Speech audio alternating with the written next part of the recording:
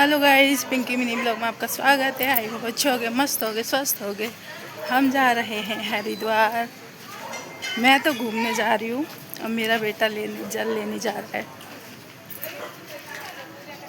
हम आ गए हैं अपने मंदिर पे। ये रहा हमारा मंदिर।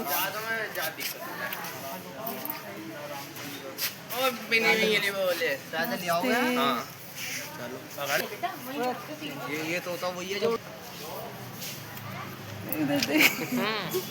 हम फ्रेम में मिश्री बाबू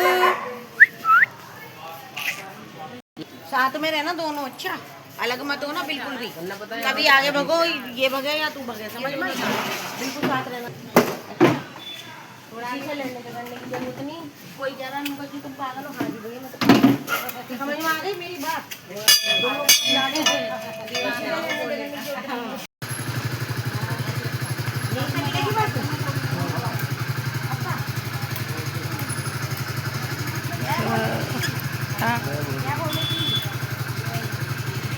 जय मैया की जय।